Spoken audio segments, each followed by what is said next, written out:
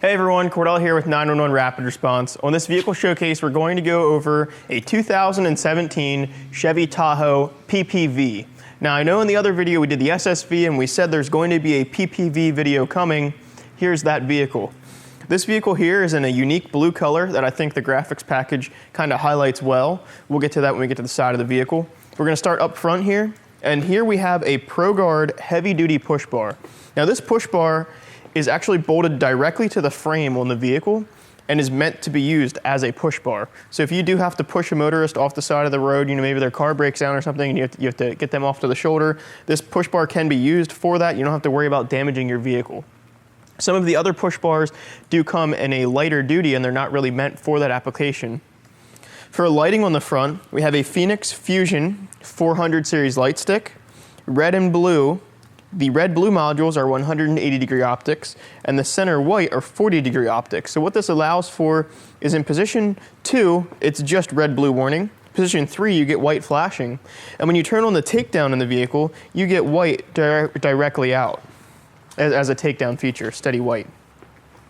On the side of the push bar, we have the M-Power in red. It's a 3-inch M-Power from SoundOff. This is that silicone lens. And this is actually a red white, and on the passenger side we have a blue white. So when you activate the alley light in the vehicle, this will come on steady white, as well as the blue coming on steady white for either side of the alley feature. On the side of the vehicle we have the Phoenix Cannon. For a light bar on the vehicle we have the Legacy.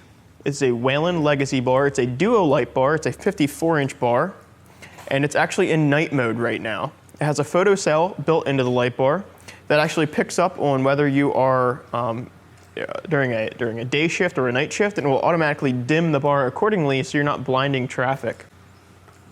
Being a duo bar, we have full white lighting from here that wraps around all the way to the front, and in the back we have a full amber traffic stick. I'm going to activate the white lighting now.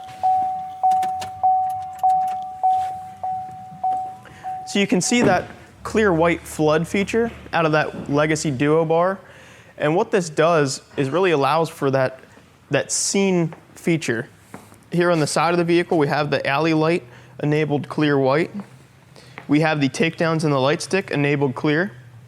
And on the right side of the vehicle as well, we have the other alley light.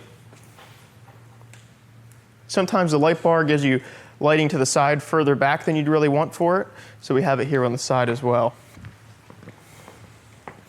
The graphics package here, done by Market Graphics, the in-house graphics division here at Rapid Response.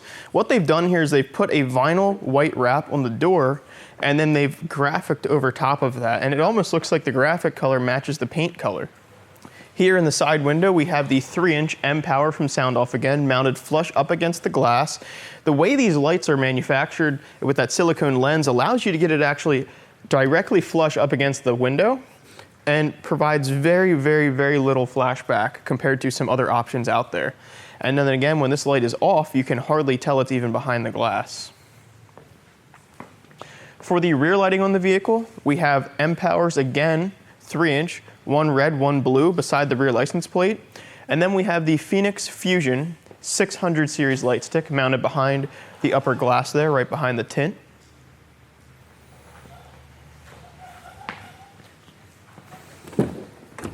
The rear transport compartment in this vehicle features a Pro-gard partition with a recessed panel and a sliding center window. And now we're going to hop in the front and take a look at the center console. All right guys, here we are on the inside of the PPV Tahoe. It's going to be laid out exactly the same as the SSV on the interior.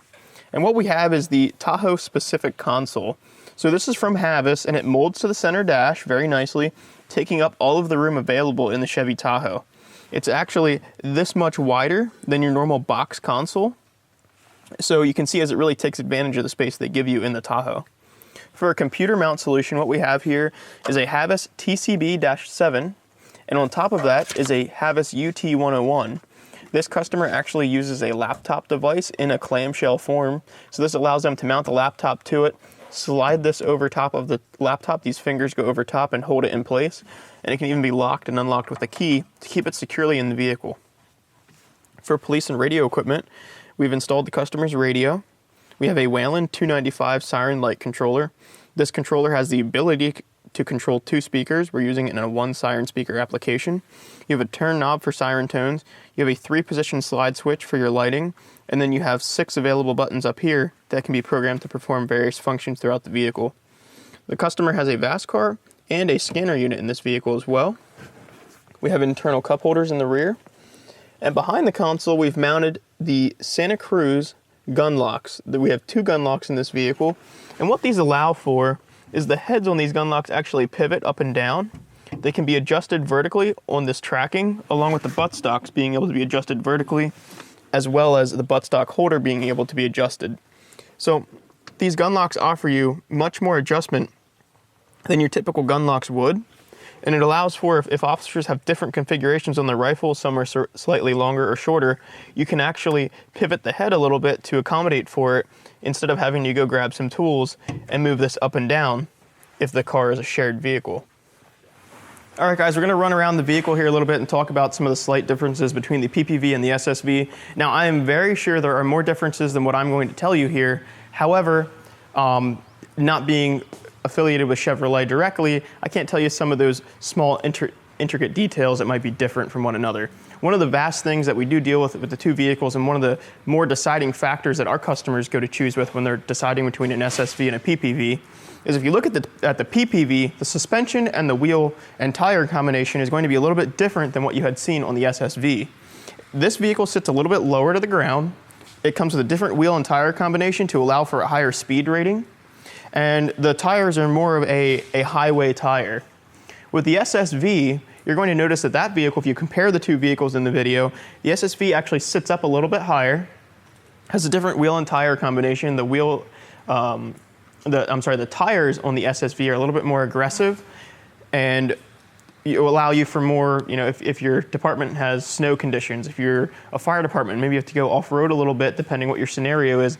That's when we see clients going with the SSV. When we see clients going with the PPV, it's when their vehicle may also have to be a patrol vehicle, and the PPV stands for Police Pursuit Vehicle versus the SSV. All right, guys, thank you for taking the time to go around this vehicle showcase on the PPV Tahoe. Like us on Facebook, subscribe to our YouTube, follow us on Instagram, check us out at 911rapidresponse.com, and if you're local to the area, Annville, Pennsylvania is the location of our brick and mortar store. Thanks, guys.